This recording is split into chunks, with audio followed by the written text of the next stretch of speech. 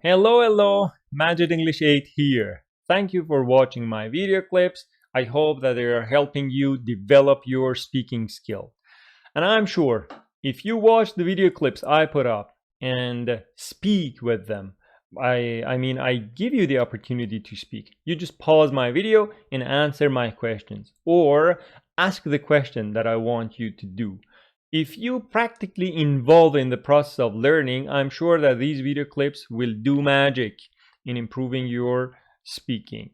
The book that I have decided to work on today is The Blue Interchange, useful for intermediate students and kind of more advanced students compared to the Yellow Interchange. I will continue that Yellow Interchange. I will put all the interchange books on my YouTube channel, but this one was based on my friend's suggestion who wanted to have more advanced speaking practice. Okay, let's go. The book I told you is The Blue Interchange, 5th edition I have picked. You are okay to use any other version by Professor Jack C. Richards. Good Memories, Unit 1. And here, main areas covered in this unit are for you to be able to introduce yourself, to be able to talk about yourself, and exchange personal information. Remember your childhood, so basically the unit should be about past tense because it is about childhood. Asking about childhood, I told you asking questions is also important, and the grammar should center on used to. Okay. Good memories. Good memories. The girl or the boy on a swing. On a swing. Yeah, beautiful childhood memories. Let me write that down for you.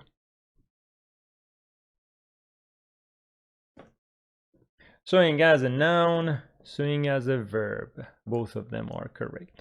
So these two, Isabel, let me a little enlarge it for you. Yeah. Isabel, Austin, and Nicholas Rodriguez they have found each other on social networking sites for making friends. And this is quite common these days, you know. Now, if it was a class, I would ask you to answer me if you have ever used this social networking systems for making friends or not. Now you can pause the video and answer this question. For example, you could pause and a response to that could be, yes, I have found some of my friends online and we still are in touch with each other. Some of them are from other countries, so I have never seen them in person, but some of them are from my city and we sometimes go to a cafe and talk together. It could be a response to this question that I asked you. Now, here, in order to refresh your mind about the grammar that we have had in the past, and in order to practice your question making skills, I want you to ask me a question about her hometown. A question about her hometown. You please ask me a question. My answer is Chicago, Illinois, USA. So question is, good. Where? Yes. Your question, I just enlarge it for you. Yes. Your question should be something like this. Where was she born? Where was she born? Good. Where was she born? She was born in Chicago, Illinois. Employer. Employer. A question for employer or the company that she's working for? Good. Who does she work for? Or where does she work? Who does she work for? Where does she work? Very good. Her interests. Please ask me a question about her interests. Good, good. What are her interests? What are her interests? And the question for email, yeah, what is her email address? Good, very good. The same questions, for the sake of more practice, about this boy. Please ask me. For his hometown, the question is, good. Where was he born? Question for employer, who does he work for? Very good, very good. Interests, question, What are his interests? Very good. And what is his email address? So please, I want you to be involved in the process of making questions. Let's go to exercise 2, and that is, where did you learn to skate? I want you not to look at this text. Just by looking at the picture, I want you to guess what is happening here. So, you may pause the video and answer my question, but an answer to this question could be, I see a girl and a boy, they are in their 20s, and they have been skateboarding, probably at a park. It looks like they are friends, and maybe they are tired, so they've sat in order to have some rest or in order to talk to each other or something like this. So this could be a guess based on the picture that we can see. But when we read this conversation, you can see that my guess maybe was not completely correct, and that doesn't matter. It's just for practicing your speaking. Let's listen. Ideally for you, it's best not to look at the text and just develop your listening skill. So I will play. It's better you not to watch at the text, not to look at the text. 5th edition by Jack C. Richards, with Jonathan Hull and correspond to Student's Book 2. Published by Cambridge University Press. This recording is copyright. Good memory. Where did you learn to skateboard? Part A. Listen and practice. Oh, I'm really sorry. Are you okay? I'm fine, but I'm not very good at this. Neither am I. Hey, I like your shirt. Are you from Argentina? Yes, I am, originally. I was born there. Did you grow up there? Yes, I did. But my family moved here 10 years ago, when I was in middle school. And where did you learn to skateboard? Here, in the park. I only started about a month ago. Well, it's my first time. Can you give me some lessons? Sure, just follow me. By the way, my name is Isabel. And I'm Nico. Nice to meet you. Okay, so my guesses were not 100% correct, yeah? It looks like they haven't met each other before, they're not friends to each other, so they were skateboarding in the park, and what happened? They hit each other. They hit each other. Hit. They hit each other, past tense. Okay, that was good. So let's listen again to the conversation and work on some vocabulary in the conversation. I will play the listening again for you. Interchange recordings that correspond to us. This recording, Good Memories. Page 2. Part A. Listen and practice. Oh, I'm really sorry.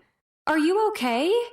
Are you okay? Be careful, the pronunciation of okay. Are you okay on the second syllable?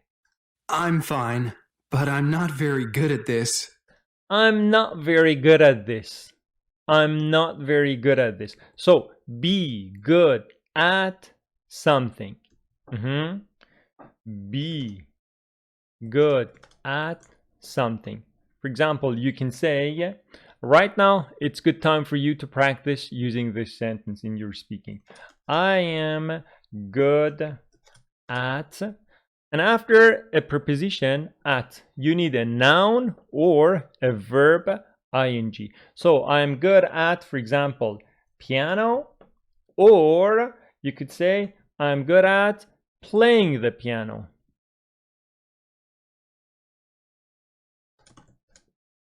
I'm good at piano, I'm good at playing the piano.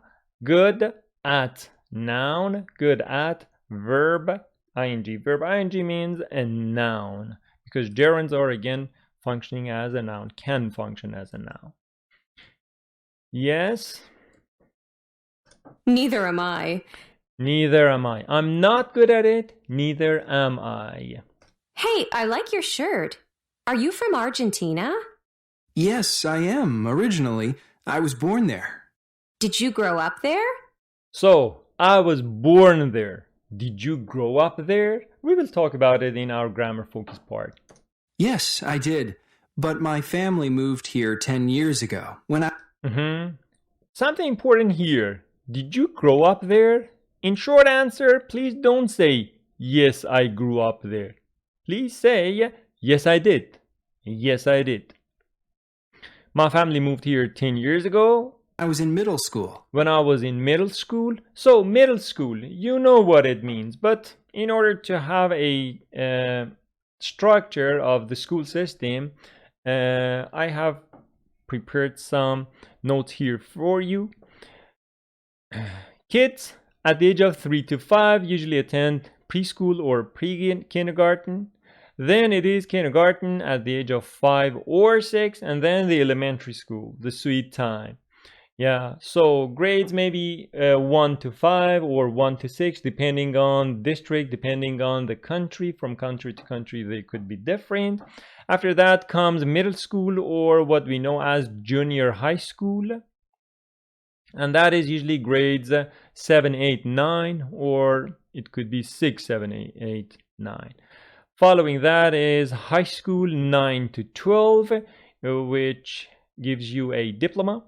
And after that, it is your post-secondary education. So your post-secondary education could be your college, which is a 2-year degree, and something like an associate degree. Then it is a 4-year university or college degree, which gives you a bachelor's degree. And after that, it could be graduate school, giving you master's or PhD. So this is kind of a category for you in order to understand what each grade is. So middle school, we talked about. And where did you learn to skateboard? Look at the pronunciation. Where did you? Where did you? See? Here 10 years ago when I was in middle school. And where did you learn to skateboard? Where did you learn to skateboard? Skateboard as a verb. Skateboard could be a noun, could be a verb. You see? If you want to exactly understand what these things are, Google image. Skateboard. That's what Google image shows us of skateboard. And skating, that is skating. This one is ice skating.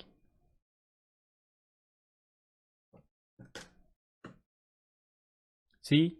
Ice skating, skating. That one was skateboarding. Okay? Here in the park. I only started about a month ago. Well, it's my first time. It's my first time. You see, the font is italic, so it shows that you need to put some emphasis on the pronunciation of it. It's my first time. It's my first time. Can you give me some lessons? Can you give me some lessons? Can you teach me some points?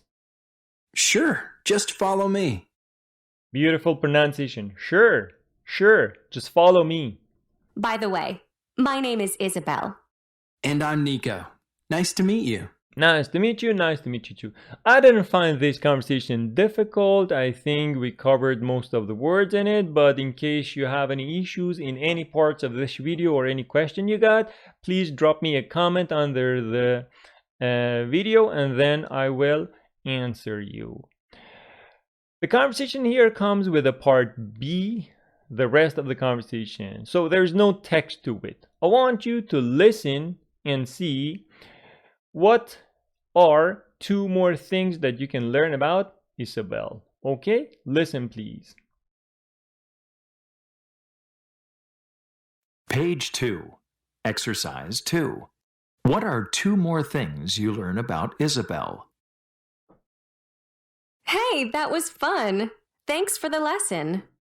No problem. So tell me a little about yourself. What do you do? I work in a hospital. Really? What do you do there? I'm in charge of their computers. Oh, so you're a computer specialist. Well, sort of. Yeah, I guess so. That's great. Then maybe you can give me some help with a computer course I'm taking. Oh, sure. But only if you promise to give me some more skateboarding lessons. It's a deal. Okay, very good. So, right now it's time for you to pause the video and say what you heard about Isabel. Okay, but some answer to that could be like this. For example, Isabel works at a hospital and she's in charge of their computers. Now, the boy wants her to give him some lessons in computer or to help him with some computer courses. And finally, they have a deal with each other. He teaches her some skating lessons and she teaches him some computer techniques or lessons. So, one more time, let's listen to this conversation and talk about its points.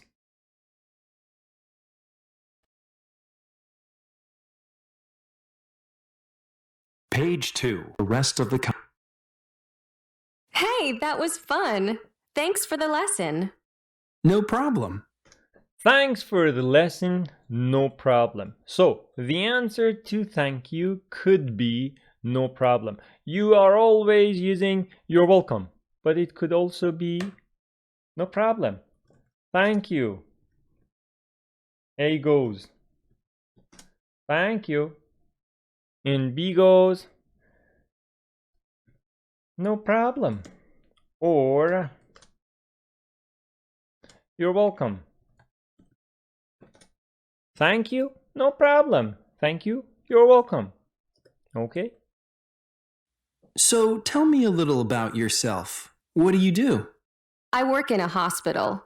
Really? What do you do there? I'm in charge of their computers.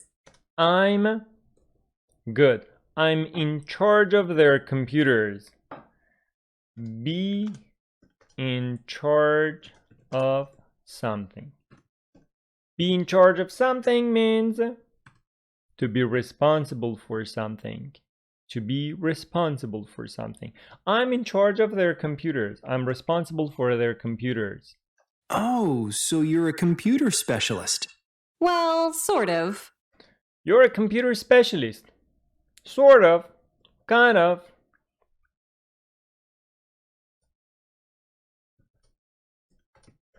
Usually, if you don't want to brag about your abilities and talents, you say, sort of. So, your English is perfect. Sort of. So, you can play the piano so beautifully. Sort of. Kind of. Yeah, I guess so. That's great. Then maybe you can give me some help with a computer course I'm taking. That was a long sentence. You can give me some help? That's great. Then maybe you can give me some help with a computer course I'm taking. You can give me some help with the computer course I'm taking. Give me help with the computer course I'm taking. Give me help with the computer course I'm taking. So, give help, and that is with. Give me help with something. Oh, sure. But only if you promise to give me some more skateboarding lessons. It's a deal. It's a deal. So, the time that you're shaking, where is this camera? The time that you're shaking on something, it's a deal. It's a deal. It's a deal. Okay? It means, okay, we will do that. Okay, right now that you know these words, one more time, please listen to this part and see if the third time is making it easier for you. Sure it is. Hey, that was fun. Thanks for the lesson. No problem. So tell me a little about yourself. What do you do? I work in a hospital. Really? What do you do there?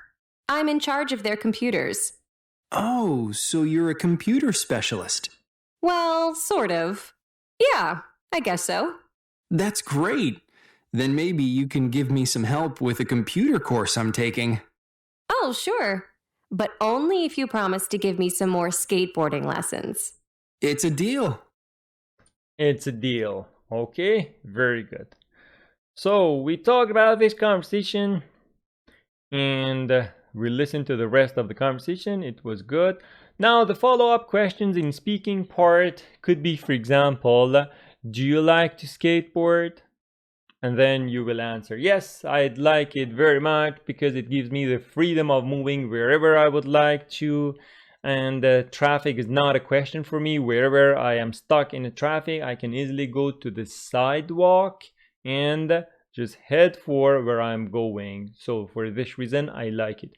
Or one answer for someone who says, no, I don't like it. Do you like to skateboard? No, I don't like it because I don't feel safe doing that. I have seen a lot of people doing that, and for example, falling off their skateboard and hurting themselves. Therefore, I don't like it. You see, for any question, there could be a yes with a because or a no with a because. It's just your creativity and your grammar and vocabulary reservoir letting you go as far as you can. Okay? So, this was the story of the conversation. Let's head for our grammar part. Okay. Grammar experience is telling me that students usually have more problems with present tense than with the past tense, but let's cover it. Here the grammar is talking about where, was, and did. Very simplistically, for the purpose of this unit, wherever you have born, the verb is just was or were. Where was born. This is one case. It has other things. I will tell you about them. But for all other main verbs, you will ask the question with a did. So by a main verb, I mean any other verb that is not am, is, are. I mean the to be verbs. Or that is not a modal like can, could, whatever. If you have those guys, you just put them in the beginning of the sentence and you make a question. Otherwise, if you have a main verb like drive, go, study, rest, watch, write, play, all the verbs that you have in your mind, they use a did to make the question form or to change them into a negative sentence. You got it? But here, let me also show you past tense. Was and were or did. Simply, I got a formula for you here. Let me share it with you. For the to be, if you want to make a question, your WH, for example, where. Where was and the subject. Where was she and the rest of the sentence. Where was she, for example, last night. But if you got a main verb, if it's not a to be verb, it is, for example, where. It could be any other WH. Where did she, and then go, where did she sleep, where did she rest, where did she play her violin, or any other thing. So you got it? It doesn't seem to be difficult. Experience is telling me so. But I have prepared a list of questions for you in order to practice the was and where. Okay? So let's go through them. Please choose was, where, or did. Where? This one, where were you yesterday? Very good. And that one, where? Because we have a main verb here. Where did you go? Very good, very good. Number 3. At the party. So there's no other verb. It means that it must be a was or were to act as the verb of the sentence. Was she at the party? Here we have a verb, finish. So we need a did. Did she finish her project on time? Here, again, we have another verb. So it should be did. Did they enjoy their vacation? Here, there is no other verb. So it must be Were they friends? Were they friends? Were they friends when they were in high school? Rain.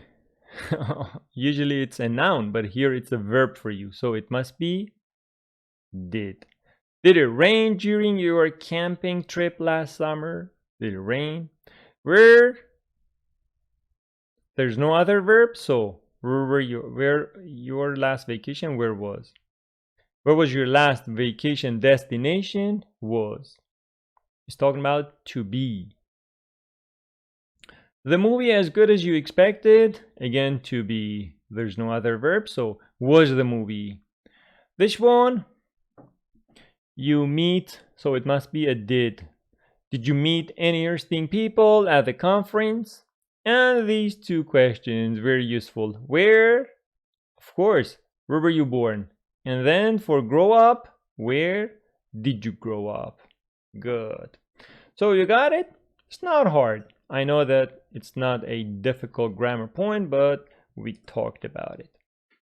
Okay, and there is some exercises here. I hope that you don't have a problem with them. If you do, please drop a comment. Listening. Why did you move? It's talking about immigrants, Enrique and Jessica. Okay? And there is two questions here for you. Firstly, for any listening part, read the questions and give your mind some preparation, what you're going to listen to. What were the most difficult changes? So for each of these guys, what was the most difficult thing to change when they immigrated? And number two, what do they miss the most? What do they miss the most from home? Okay, I am listening, I'm playing this part for you once, non-stop. So please listen and just give me a gist of the listening. I don't want you to look at the details. After that, I will play it again for you and talk about the details. Okay, let's go. Page 3, Exercise 3. Page 3, Part A. They moved to the USA. Enrique. So where are you from originally, Enrique? I'm from Mexico, near Chiapas. And when did you move here to New York? When I was 18 years old, I came here to study. What did you study? I studied business. I wanted to return to Mexico afterwards, but I found a great job here in New York. I see. So you're an immigrant to the United States. That's right. What was the most difficult thing about moving to the U.S.? Well, I don't have any relatives here, and in the beginning, it was hard. You see, in Mexico, we spend a lot of time with family. But now I have a lot of friends here, and it's easier. So what things do you miss the most from home? Oh, that's easy. The food. There are some great Mexican restaurants here, but it's not the same as my mother's cooking. Surely it's not the same as mom's cooking. That's your comfort food in your mind all the time. So, did you understand it? In case you did, please pause the video and give a short summary of that. Okay, let's go to Jessica. Jessica. Hi, Jessica. Where are you from? Hi, I'm from South Korea, but I've lived here in the US since I was a teenager. And why did you move to the U.S.? I came here to go to high school and improve my English. And are you studying now? No, I finished college last year, and now I'm working as an engineer in New York. That's great. And what was it like when you first came here? Was it difficult? Yeah, it was at times. The biggest change was the school system. They organize classes differently here. I think students have more free time here than in South Korea, but I like it. And what do you miss the most from South Korea? My family. I try to go home often, but it's expensive and far. I miss the music too, but fortunately, I can listen to a lot of it online. Yes. Okay, you got it. Again, please pause the video and give a summary of what you heard about Jessica. Okay? One more time, I am playing this listening for you and talking about the important points of that. With Enrique. So, where are you from originally, Enrique? I'm from Mexico, near Chiapas. And when did you move here So, he's talking about his city. to New York? When I was 18 years old, I came here to study. What did you study? I studied business. I wanted to return to Mexico afterwards. I wanted to return to Mexico afterwards. Afterwards, or afterward, or then, or later, any of them.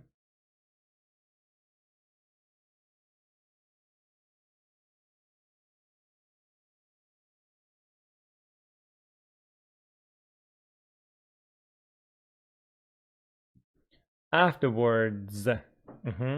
Or afterward. But I found a great job here in New York. I see. So, you're an immigrant to the United States. So, you're an immigrant to the United States. An immigrant to the United States. Prepositions. You need to memorize them. That's right. What was the most difficult thing about moving to the U.S.? What was the most difficult thing about moving to the US? Well, I don't have any relatives here, and in the beginning, it was hard. I don't have any relatives. In the beginning, it was hard. You see, in Mexico, we spend a lot of time with family. But now I have a lot of friends here, and it's easier. So, what things do you miss the most from home? What things do you miss the most? Miss, for example, the time that you don't see your family, your friend, or whomever, you say, I miss you. Miss. What things do you miss the most? Oh, that's easy. The food. There are some great Mexican restaurants here, but it's not the same as my mother's cooking. There's a lot of Mexican restaurants, but that's not the same as my mom's cooking, okay? Jessica. Jessica. Hi, Jessica. Where are you from? Hi, I'm from South Korea, but I've lived here in the US since I was a teenager. I've lived here since I was a teenager. And why did you move to the U.S.? I came here to go to high school and improve my English. And are you studying now? No, I finished college last year, and now I'm working as an engineer in New York. Very good. I work as an engineer in New York. That's great. And what was it like when you first came here? Was it difficult? Yeah, it was at times. Was it difficult? It was at times. At times means sometimes. At times means sometimes. The biggest change was the school system. They organize classes differently here. So the school system is difficult for her. They organize classes differently. I think students have more free time here than in South Korea, but I like it. And what do you miss the most from South Korea? What do you miss the most from South Korea? My family. I try to go home often, but it's expensive and far. I miss the music too, but fortunately, I can listen to a lot of it online. Yes, okay. So basically, if you listen to each listening part 2 times, the second part is by far easier, right? That's why I insist that you listen frequently to these listening clips and practice repeating their sentences for practicing your pronunciation and speaking, okay? And a note here I prepared for you because oftentimes students have issues with immigrate with I and emigrate. Immigrate, emigrate. Immigrate is to move to another country for the purpose of living there permanently. Immigrate. But this one is to leave your own country. So, this one somehow is like the destination that you're flying to, and this one is the place that you are leaving. So usually you are an immigrant from your country and you immigrate to another country. Examples: I decided to immigrate to Canada to pursue better career opportunities. So I decided to immigrate to Canada. And this one, many people emigrated from the war-torn region to seek safety in neighboring countries. War-torn region was a very beautiful collocation. War-torn region, I liked it. Yeah. War-torn region. And if you go to your Longman dictionary, war-torn. Torn as the PP of tear, torn. In war-torn, it's a country that is torn by war. A war-torn country, say, or something is destroyed by war. Okay? So this is the story of immigrate and emigrate. Now, as for this, the speaking question could be here if you are an immigrant to another country. I am asking you this question. For example, what are the difficult points of life for an immigrant to another country? And now you can pause the video, answer my question. But a tentative answer to this question could be, when you first move to another country, there's a lot of things that you need to adapt to. For example, there's the lifestyle that you're not used to. Shopping in the new country is different, and that is something you need to get used to. Besides, language is a main barrier for many people. So this is also another difficulty and that you need to get used to. This is the difficult points. And if I ask you, what do you miss the most from home? So please pause and answer my question. What do you miss the most from home? A tentative answer to this question. The things that I miss most from home is my family and close friends. Back home, we used to be together. There was a garden. For example, one could say, my brother had a garden and we used to go on the weekends to the garden. We used to have a lot of good time together. Kids used to be jumping around in the garden, climbing the trees or having fun together. And we used to have a lot of good time at that place together. This is something I miss the most from home. Okay? Or any other answer that comes to your mind. So what I want is every skill should be at the service of our speaking practice. That's why I ask you questions. Speaking, tell me about yourself. There is a list of some questions here for you to answer. So you can pause the video here and answer these questions one by one. For example, where were your grandparents born? You can say my grandparents were born here and there and things, but I have prepared some answers for you in order to have a clue how you can answer these questions. So, where were your grandparents born? The answer that I have prepared for you is this one. My grandparents were born in different places. My paternal grandmother My maternal grandmother was born in New York, while my maternal grandfather was born in Texas. On my father's side, my paternal grandmother was born in Italy, and my paternal grandfather was born in Ireland. So the beautiful word that here we learned was maternal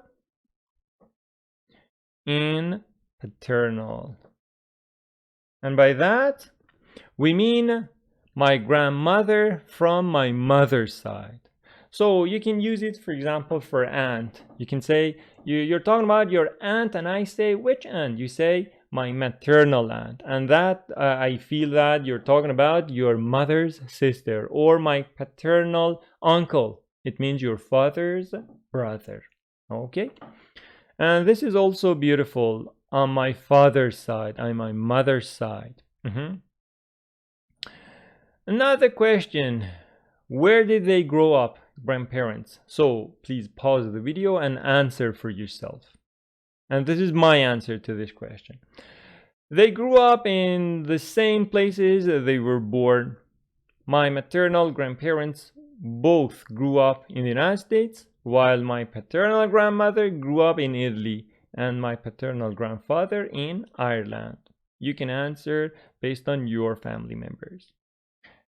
Did you see them a lot when you were young? It's about your grandparents. So please pause the video and answer. My response to this part: I saw my grandparents quite often when I was young, especially during family gatherings and holidays. You could give a longer answer to this question. Who was your favorite relative? Again, your answer and my answer. My favorite relative would have to be my maternal grandmother. She was a great cook, and I have fond memories of her delicious homemade meals. I guess this is some typo. It could be an adjective. I have fond memories of her. It means I have good memories of her delicious homemade meals. Okay. And this one, when did you first study English? So your answer to this and my answer. I first started studying English when I was in elementary school. It was one of the subjects in our curriculum, and I've been learning it ever since. Very beautiful. Curriculum. Okay, curriculum is all the lessons that you are supposed to be covering at school. For example, math is in your curriculum, English is in your curriculum, literature, psychology, history, and whatever. Can you speak other languages? Your answer and my answer. Yes, I can speak another language. Apart from English, I also speak Persian, which I learned from my parents, who are native Persian speakers, or you could give any other language that you know. What were your best subjects in the middle school? Your answer and my answer. In middle school, my best subjects were math and science. I always enjoyed solving problems and conducting experiments.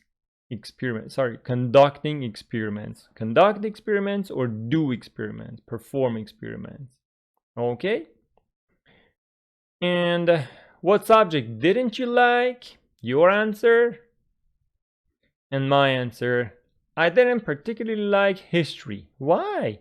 Remembering all those dates and events felt challenging for me, and I found it a bit boring. Okay? So this was our speaking for this part. My recommendation is that you pause the video and answer these questions in order to hone your speaking. Okay, very good. Exercise 6 and word power. Going back to our childhood memories and talking about some vocabulary of that time in the area of pets, hobbies, places, and you please pronounce possession. So it rings a bell to you. You think that it is position? No, it's not that. Possession is different from position. See, possession, it is like possessive adjectives, possessive pronouns, refers to owning, having something, possession. Example: the possession of a car gives you freedom to travel at your convenience. It was beautiful. At your convenience. The possession of a car means owning a car. Position refers to the place, to the location, rank, position. You know what it is. Example for that: she holds a high position in the company, managing a team of employees. She holds a high position. Hold a position means have a position. Okay, that was good. So I know which parts could be a little tricky for you, so I prepare some notes on them beforehand. For the first practice, I usually ask my students to read the list in order to have some warm-up and in order to see if they pronounce any of the words wrong, but here I have to do that all by myself. You please repeat the words after me, okay? Please. Amusement park, beach, cat, collect comic books, fish, play video games, playground, stickers, teddy bear, toy cards, turtle, watch cartoons. Okay, I guess there was not any difficult word for you here. Maybe turtle, the only word. Google image will help us understand what this lovely animal is. Turtle. So basically this species in water is called turtle, but the other one on land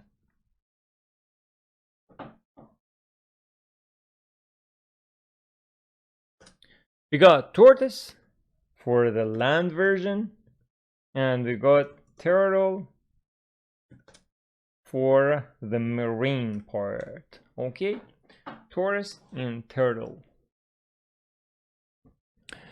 And if we want to put them in places, it's not difficult, but I just ask you some questions here and I want you to answer. Or it's better you ask me. Please ask me this question for I and have pets as a child. Ask me a yes/no question about my childhood and have pets. So your question should be something like, did you have any pets as a child? And then your answer. Okay, my answer.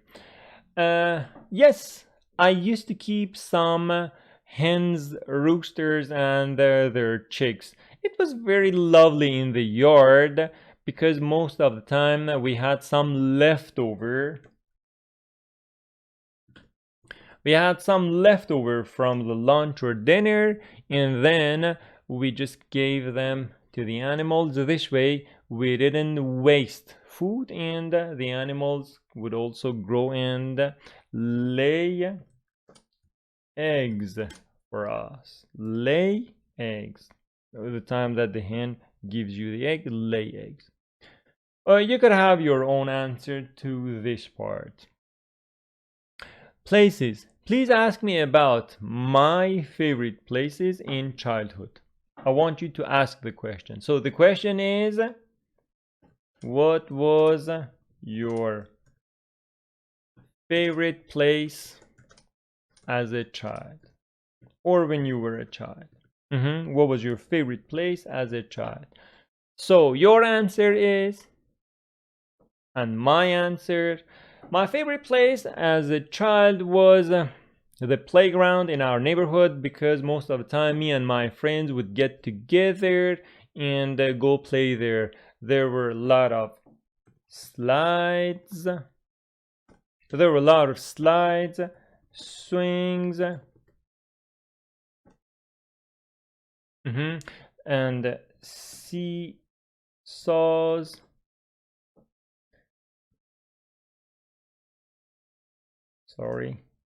Seesaws. So there were slides, swings, and seesaws. We used to go and play. I remember we had a lot of great time with my friends there. Okay, this is my answer. Your question for hobbies. Please ask me a question about hobbies when I was a child. What?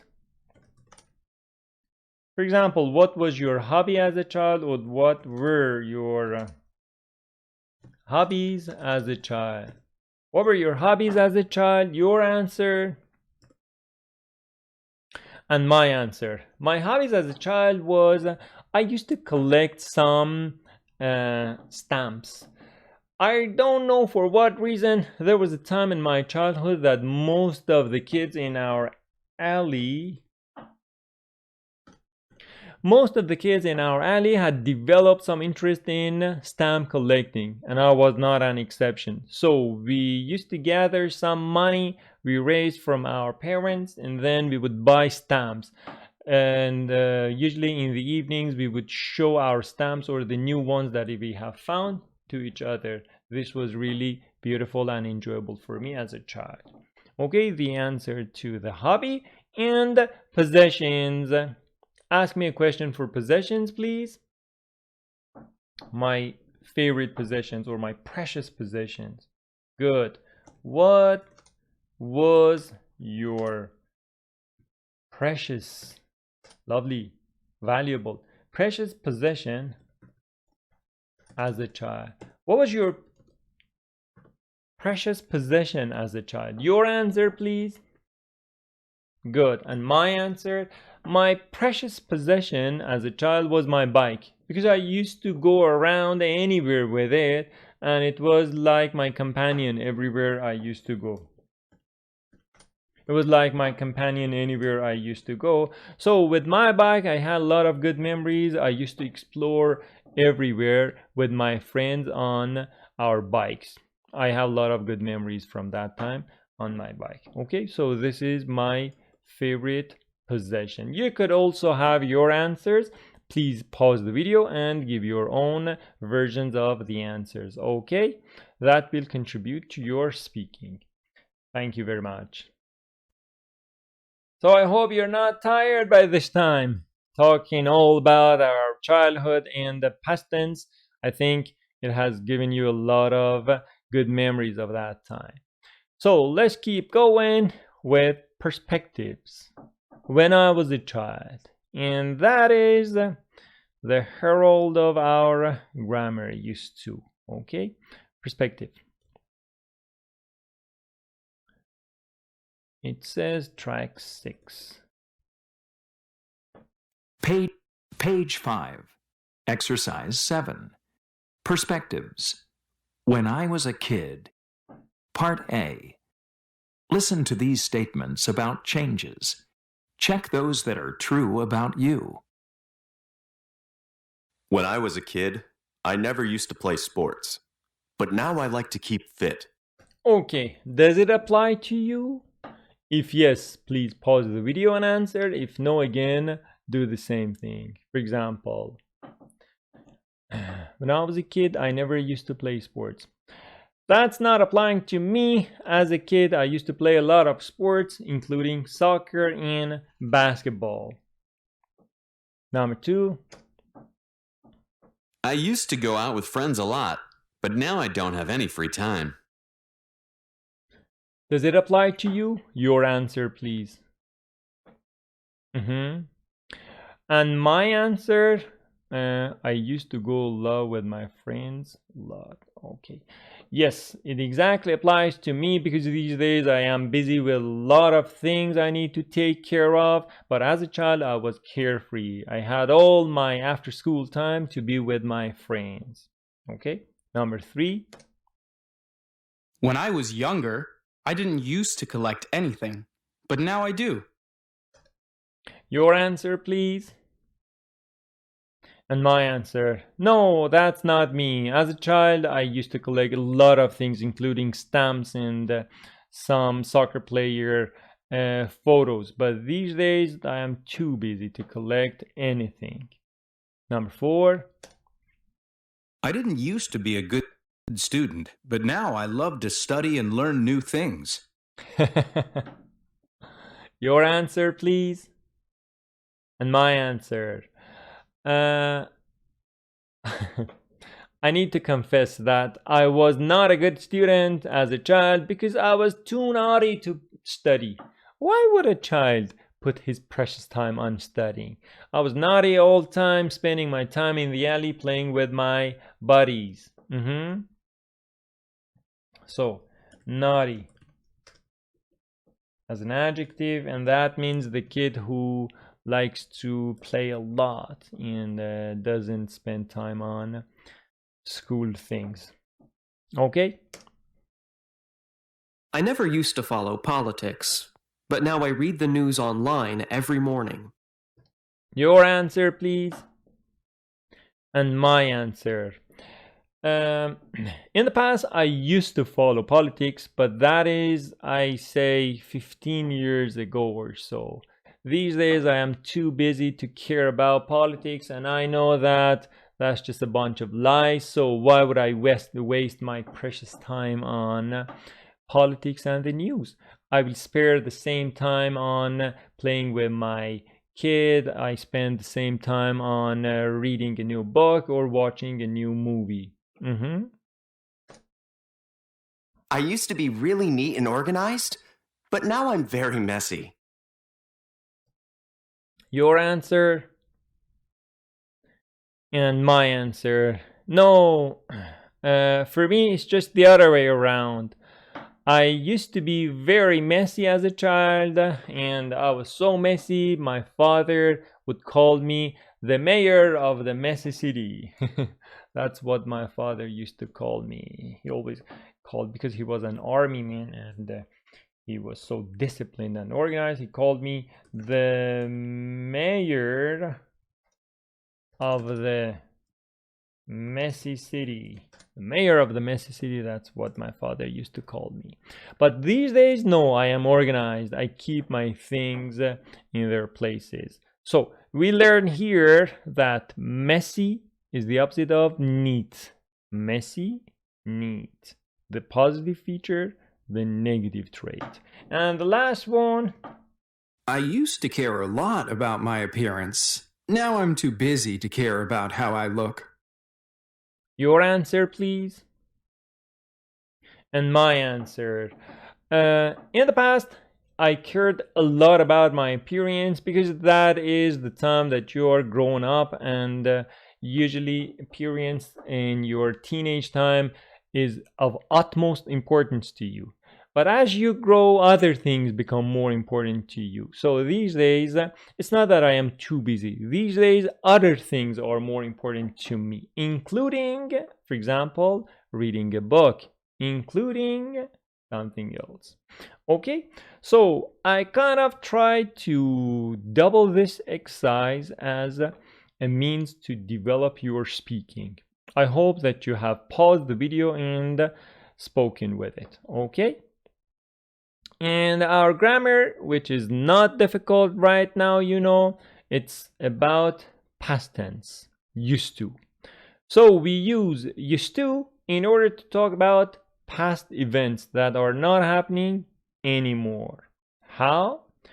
Did you used to collect things? Yeah, I used to. I used to means in the past I did. These days I don't. And I didn't used to, it means in the past I didn't, but now I do. So used to means something happening in the past, but not anymore. And the negative of that, vice versa. And this one is a yes/no question. This one is an information question.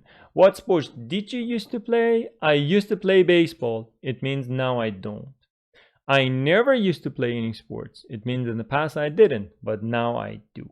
Okay, so this is the grammar used to. Something happening in the past, but not happening now, or the other way around.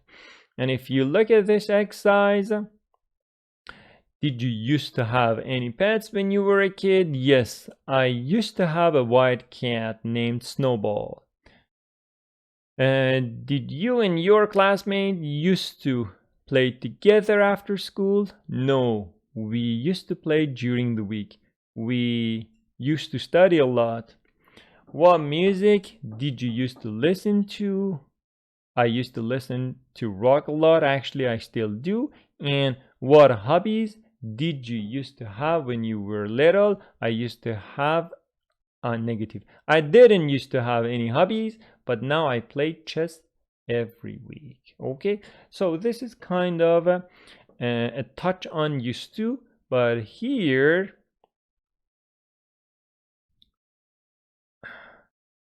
Oh, this is another note I had prepared for that perspective part. Politician and politics. Yeah, politician, someone, and politics, something that you study. For example, the politician gave a passionate speech. Give speech. It's interesting. I put notes here, but then I forget to talk about them. About healthcare reform. And political, which is an adjective. The political debate focused on economic politics. Look at the pronunciation. This one is politics with the stress on the first syllable. This one is an adjective, political, the second syllable. Politics, political. Okay? Grammar focus. Used to. Used to is followed by a verb and the base form of the verb. Okay? So I used to, for example, play a lot in the alley. It means when I was a kid, I played it a lot. Now I don't. Negative of that in two forms. I didn't used to. I didn't used to, for example, do my school work every day. I never used to. I didn't used to, you see, because of the didn't base form. I never used to. Okay, but the pronunciation of these two is the same. I will talk about it later. And the question, did you used to? Did you used to play? Did you used to study? Or whatever. So the affirmative sentence or the positive sentence, I used to. Negative, I didn't used to, or I never used to. And the question, did you used to? Okay, this is our grammar. Here we have some exercises following. We will talk about them in the speaking part. Pronunciation, used to. The book says used to and used to have the same pronunciation. Okay, would you like to listen to that and feel it for yourself? Page 5, exercise. Page 6, exercise 9. Pronunciation. Used to. Part A. Listen and practice. Notice that the pronunciation of used to and used to is the same. Okay. When I was a child, I used to play the guitar. Please repeat. I used to play the guitar. I used to have a nickname. I used to have a nickname. I didn't used to like scary movies. I didn't used to like scary movies. I didn't used to study very hard at school. I didn't used to study very hard at school. Okay, so you see, the pronunciation of these two is the same. Used to. It is s, not used to. Used to. Okay, we are good here. And speaking memories of your childhood, beautiful pictures. So I'm asking you these questions, and please pause the video, answer them. But here I have prepared some answers to these questions for you as well. Speaking. The first question, and first you answer, please. What's your favorite childhood memory? Your answer and my answer. My favorite childhood memory is the summer camping trip with my family. We'd gather around the campfire, tell stories, and gaze at the stars. It was a time of pure joy and togetherness. Pure joy and togetherness. Very beautiful. We'd gather, I have a point here for you. We gather around the fire. Here it is. We would gather around the fire. We would tell and we would gaze. And you know that would and used to are the same. So instead of this would, also my answer could be we used to. But they are the same. Question, please you answer. What sports or games did you used to play when you were younger? Your answer, please. And my answer. As a child, I used to love playing soccer with my friends in the park. It was an exhilarating experience and a great way to bond, bond. It was an exhilarating experience and a great way to bond, to connect. Okay? Beautiful. And now, did you used to have a nickname? The third question. Please pause the video and answer. And my answer? Yes, I used to have a nickname. My friends used to call me Sunny because of my cheerful and sunny disposition. Because of my cheerful means happy and sunny disposition. What do you think disposition means? Look it up in Longman. Disposition, a particular type of character. So because of my character, because of my personality, they said. Here also it has it. Cheerful and sunny disposition. Have a happy character. So you can transfer these into your vocabulary notebook. Okay? Cheerful and sunny disposition. Question number 4, please answer. Pause the video and answer. Where did you used to spend your vacation? Good. My answer, I used to spend my vacations at my grandparents' farm. It was a peaceful and picturesque place where I could roam freely and enjoy the countryside. So, picturesque means very beautiful. A picture. If something is beautiful, you take a picture of. Picturesque. And if you go to Google for picturesque, see, beautiful scenery.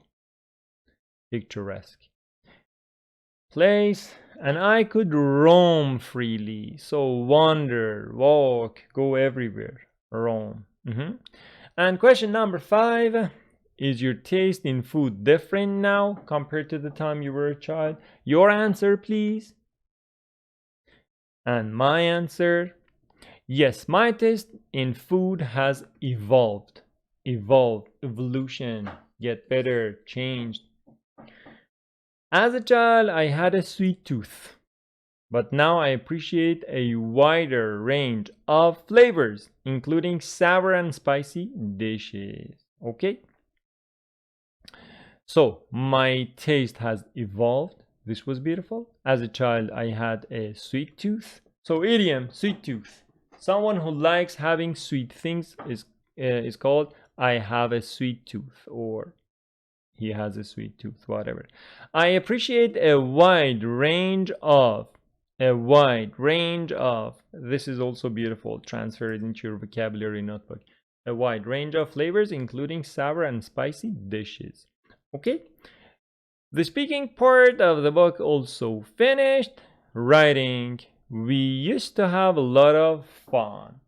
For the writing part, here you're supposed to be doing writing a paragraph. Please, using the grammar of the unit and the vocabulary that you have gathered, prepare a paragraph, write it, put it in the comment.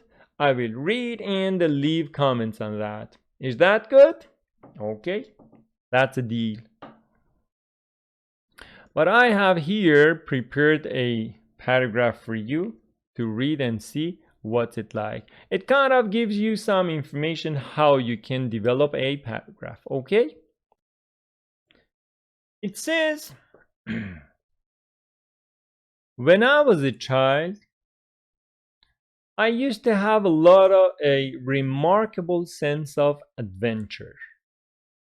I used to explore the nearby woods, spending hours climbing trees and building secret forts with my friends. I used to eagerly read books under my blanket with a flashlight well past bedtime. I also used to ride my bicycle through the neighborhood, feeling the wind in my hair as I raced with friends along the familiar streets. Those were the days when I used to cherish the simple joys of life, creating memories that would stay with me for a lifetime. So the paragraph is talking about childhood using the structure of our grammar of this unit, used to. There were some beautiful points here. I want to touch on them. As a child, I used to have a remarkable sense of something, a remarkable sense of adventure. Beautiful. Transfer it into your vocabulary notebook. Explore the nearby woods, and by woods we mean the jungle. If you go to Google Image and write woods, that is the picture of woods. Okay. Spending hours climbing trees, building secret forts. I guess you know what it is, but it's like a castle that you say. Something like this. Kids build forts or castles, for example. I used to eagerly read books. Beautiful collocation. Eagerly read books. Under my blanket with a flashlight well past my bedtime. Well past my bedtime. Beautiful. I also used to ride my bike through the neighborhood, feeling the wind in my hair. So it looks like it was a she. As I raced with friends along the familiar streets. Those were the days. This is also beautiful. Those were the days when I used to cherish the simple joys of life. Cherish the joys of life. Beautiful. Creating memories that would stay with me for a lifetime. It was a very beautiful paragraph. Thank you for your compliment. So please, you also prepare your writing and drop it in the comments below the video.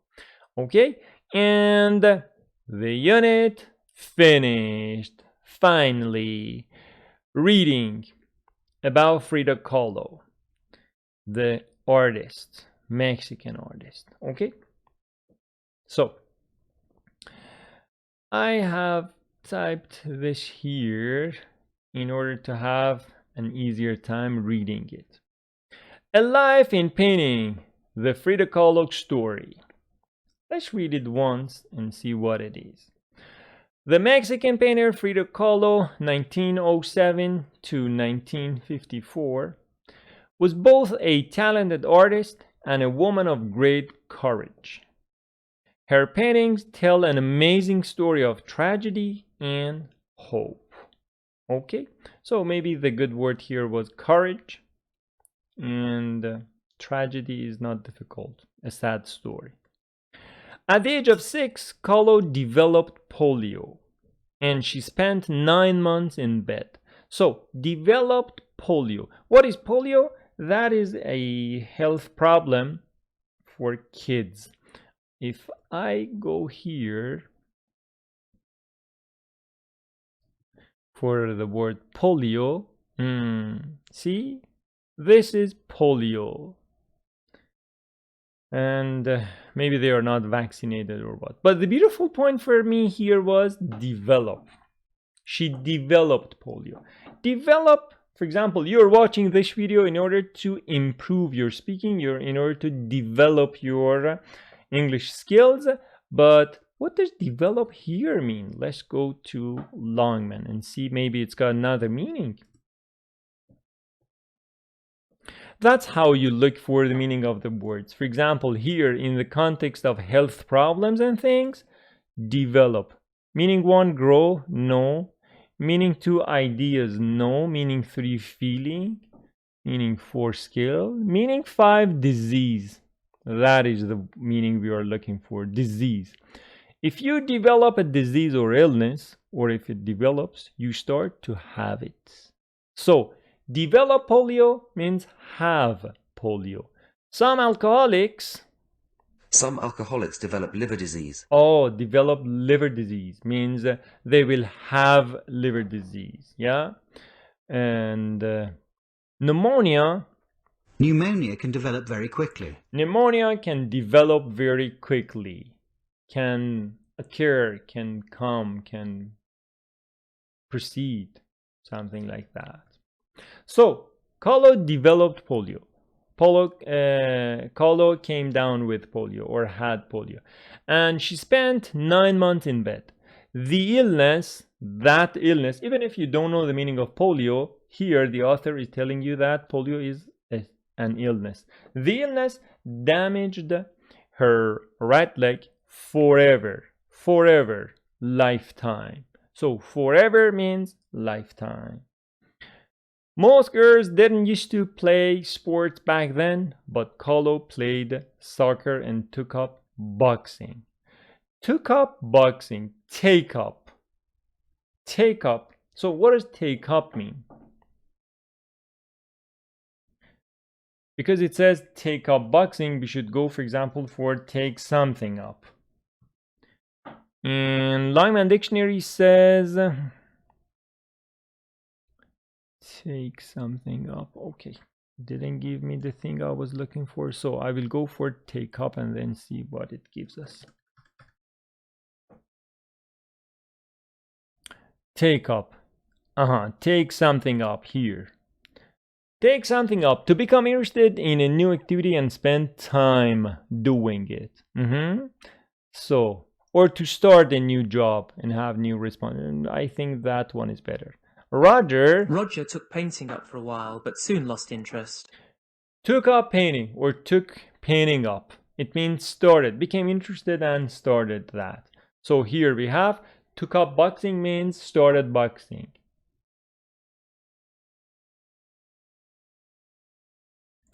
Exercising helped polio. Exercising helped Carlo get stronger. Get stronger. Become stronger. Get stronger. Become stronger. Carlo even dreamed of becoming a doctor one day. Okay. At the age of 18, Carlo was in a terrible bus crash or accident, and her destiny changed. Destiny means the future. Her future changed. She wore a full body cast for months because her injuries were so bad. So, wear a body cast. What is it? What is it?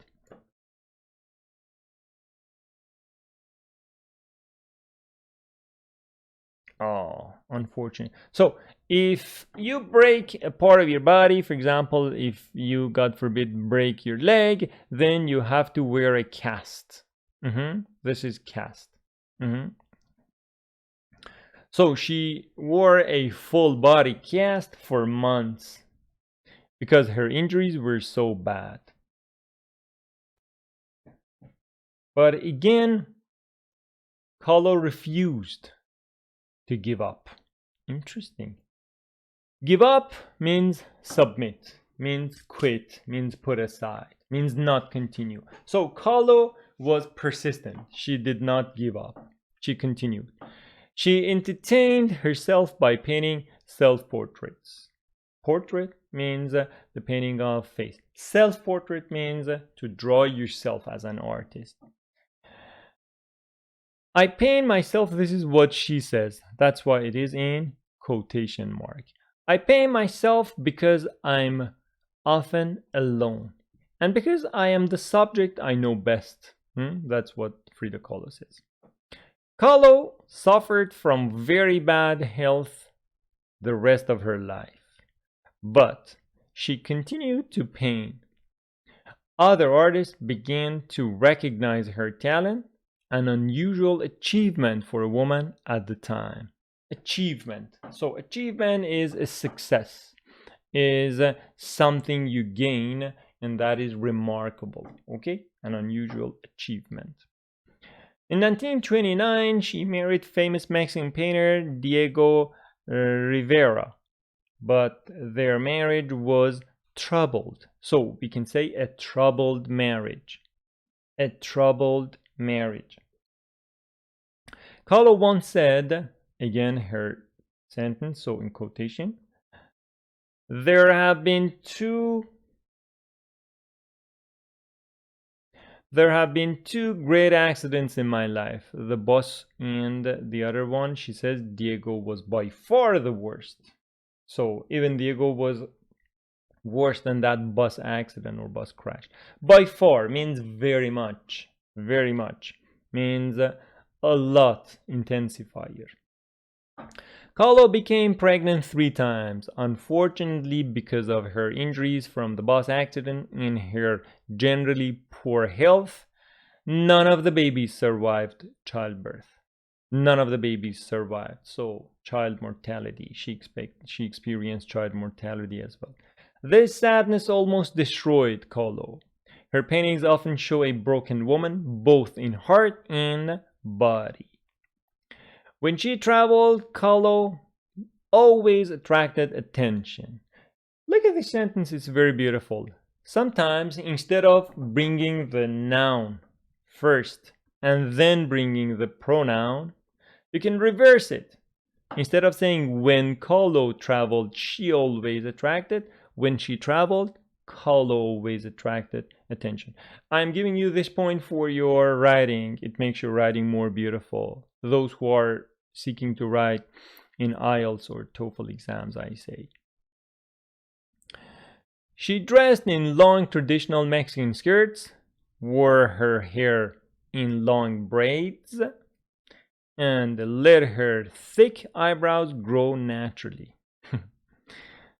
Weird. So she wore her hair in long braids. Wore her hair in long braids. Beautiful. See? Braids. The time that you tie your hair like this is called braids. Okay? And let her thick eyebrows grow. Eyebrows. Eyebrows. Eye and eyebrows. Please don't pronounce it eyebrow. Eyebrows. She chose to look different. And people noticed her beauty everywhere she went. Good. Carlo died at the age of 47 in the house where she was born. Her life was short, but extraordinary. Her painting still amazes people with their honesty and originality. Okay? And you know the meaning of extraordinary, yeah? Ordinary. Ordinary means something very simple. Now it is extraordinary. So it must be something wonderful.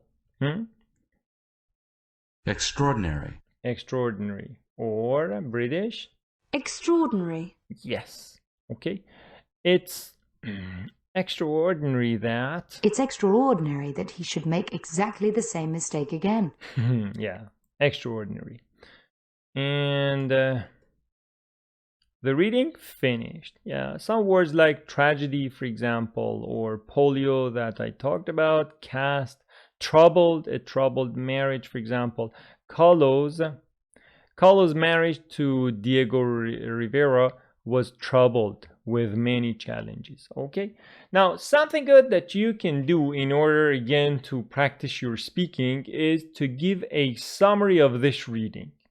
For that, you need to read the reading 2 to 3 times, take some notes on the important points, and then give a summary. If you do that, it will significantly contribute to your speaking, and you will harness the power of your grammar and vocabulary, activate them in your speaking. Now, I give you the chance right now to pause and give a summary of the text. In case you need to review, maybe you could go back to the beginning of this reading part through the chapters. Through the chapters of this video, please click and go on the beginning of the reading. Listen to that again, and afterwards, give a summary of that. And here I have prepared a summary for you. So, I wanted you to give your own summary for your speaking's sake, but here I can share it with you. Mexican artist Frida Kahlo's life was marked by resilience and tragedy. Why resilience? Because she was always continuing and following her dreams. Resilience means persistence, means strong, means not go back. Resilience. She would not give up. Despite childhood polio and a debilitating bus accident, debilitating means disastrous.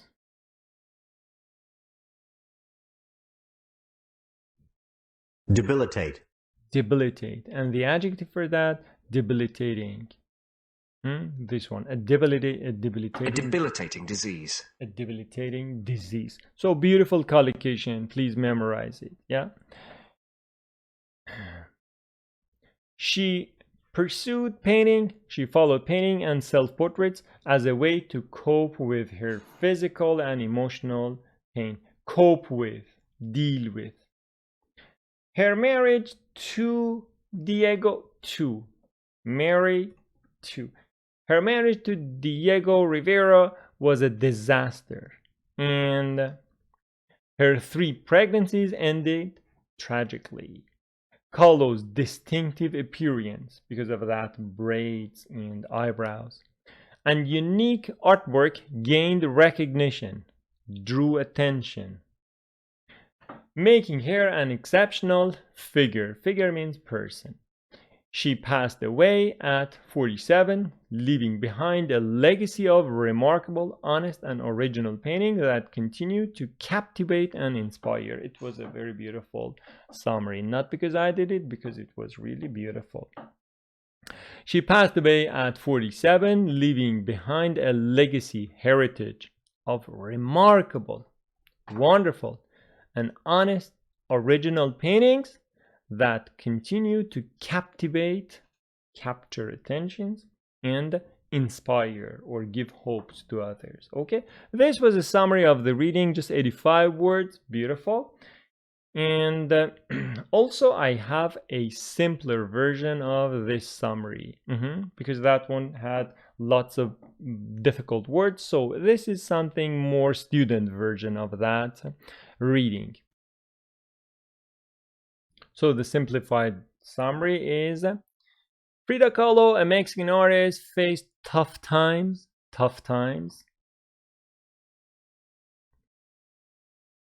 She had polio. There we had developed polio. Here we say she had polio as a child in a terrible bus accident at 18. But she used painting to deal with, cope with her pain. Her marriage to Diego Rivera was troubled, so we learned troubled marriage. And she lost 3 pregnancies. Kahlo's distinct look in artwork made her famous. She died at 47, leaving a legacy of incredible and inspiring paintings. This summary is 62 words, and that is simpler. Okay? Our unit finished, my friends. I hope that you have enjoyed it. Yeah? Just for the sake of a review, let's see what we talked about today. We talked about some questions that we had in the snapshot we asked. Then we had the conversation to be good at something. We had it. We talked about different school systems here, different school levels, in fact. And the answer to thank you, which could be no problem or which could be you're welcome. To be in charge of means to be responsible. We talked about sort of, kind of. We talked about help someone with something or give someone help with something. We talked about it. It's a deal we talked about. In the grammar focus part, we talked about past tense with was where or past tense with did. And that was the formula. Here we had some exercises we took care of together. The listening part here. We had afterwards, we had immigrant to a country. So immigrate to and immigrate from a country. In the speaking board, we had some questions answered, mostly in past and with used to. Word power, we talked about possession, position. Here, we talked about them. And anything worthy of mentioning again? Yeah, perspective, which was the harbinger or herald of our grammar, used to. We talked about the mayor of the messy city. And here the grammar part talking about used to. I used to, I didn't used to, I never used to. And did you used to? We said that the pronunciation of these two guys is the same. In the speaking part, I provided some answers for these questions, and you also gave your own answers. And the reading part, the writing we did, and after that, the reading part about Frida Kahlo and the important words of this part and the summaries. Okay, so this is how you're supposed to be studying. You're supposed to be studying with your Longman dictionary or any other dictionary that you have at your disposal, with Google Image, with searching and finding the answers to your questions. Okay, so one more time, I encourage you to share the videos if you find them interesting and beautiful to your friends, so they might also come and subscribe to this channel in order to help themselves to develop their speaking. Okay, looks like I have been speaking so much, so that's why my throat is not functioning that well. Anyway, it was a good day with you guys, and please again, watch these videos, pause and speak with them. Okay, thank you very much. I hope you have a brilliant day ahead of yourself. Take good care and bye.